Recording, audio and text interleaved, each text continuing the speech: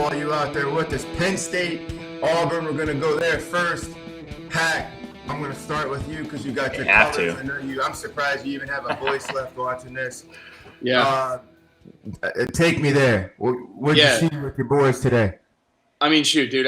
First off, I was fired up for the whole fan base and community. Like getting back in there in a whiteout setting, it couldn't have been against a better team and a better matchup from a conference standpoint. So that was fantastic, and it was great to see. Good for college football as a whole. But ultimately, I think Clifford played his tail off. I was kind of hard on him on my other podcast earlier in the year after the Wisconsin win, but I thought he really strapped it up, played well, led the boys, won the game for him.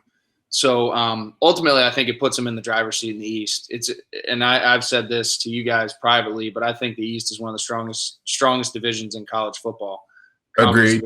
College football, deepest as well. I mean, even the floor is playing really well. The Rutgers and the Marylands, they're playing awesome right now. So they're in a really unique spot. I think they're in the driver's seat, and ultimately they've got to beat a confident Michigan team and Ohio State who's struggling defensively. So real excited for them moving forward the rest of the year.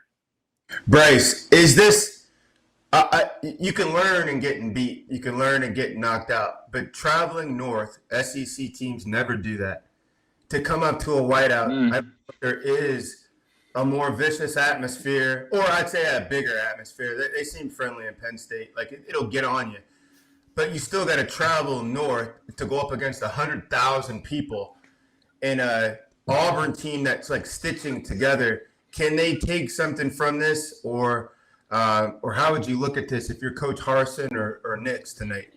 Yeah, man, I think you do all the time, right? Coach Kaz always said, a strength coach at Baylor at the time, always said it, man, you don't lose, you learn. And I think those guys, man, if you go up at Happy Valley at a whiteout, what better environment? Plus, again, I wish they'd have just done this game the first week of the year because, Hack, to your point, Happy Valley is like just the epitome of college atmosphere. So to come back off of everything that we, went through last year during COVID and actually get to witness that place get as wild and as crazy as it is, I think it's a beautiful thing. And look, I remember both 3 years ago now, playing against, I think it was Oregon was his first start.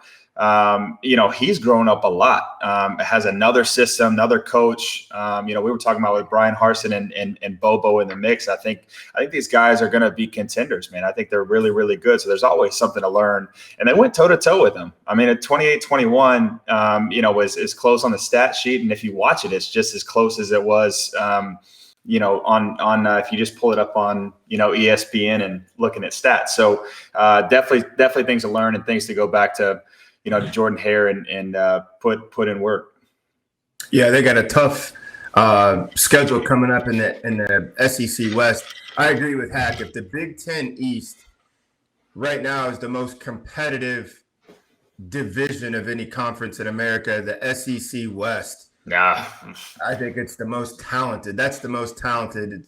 It's murderer's row. But you're talking 1A, 1B. Where does Penn State go now, Hack? What's their proper respect after going 12 rounds with a ready-made Wisconsin program on the road, and then you're the only Big Ten program to welcome a top 25 SEC team into your house in 70 years? There's the stats. Dagan just set us up. Yeah. Hack, where they're at 10, and you beat an SEC biker gang type program. Where do they go now? What's the proper respect? Well, I mean, it's only up, right? And I think looking at the Big Ten right now with the way Ohio State played and has been playing even today and the way Iowa's won, I don't want to discredit Iowa, but I'm just not sold on them offensively to be able to hang with one of those five families that we keep talking about. Or I mean, even this Auburn team. I think this Auburn team would have gave – Iowa fits today. So, I mean, I think they only go up. Like I said, I think they're the representative of the Big Ten right now. And I think for Penn State, it goes back to something that Coach Franklin preaches every week: 1-0, staying focused, and not drinking the Kool-Aid too much, and just focusing 1 week at a time and continuing to stack some wins. looking forward to that big stretch with Michigan and Ohio State towards the end of the year here. Bryce, Hack just said something very key. The distractions. Think about that now. The distractions. You're Penn State. There's a lot of youngsters in that locker room. You already made your way up to Wisconsin. Beat them in a battle. There were no trick plays that got that done. Yep.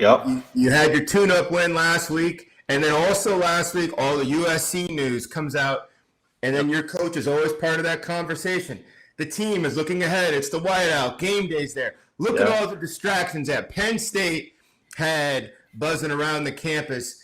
How big a deal is it to buckle yourself down, come out, and get ready for an equal to opponent like they did? Well, and again, I think that's culture, and I think that's leadership. I mean, and they honestly, they tried to give it to Auburn. I mean, they put it on third down for Christ's sake. I mean, it's just nuts, right?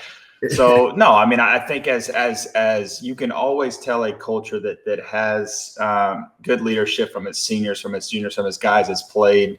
Coach Franklin as well. Hack talks always very highly about him and his process and how he thinks. When you talk about 1-0, staying focused, 1-0 isn't just the first game of the season. 1-0 is this week, right? 1-0 is on Tuesday. 1-0, you win on Thursday.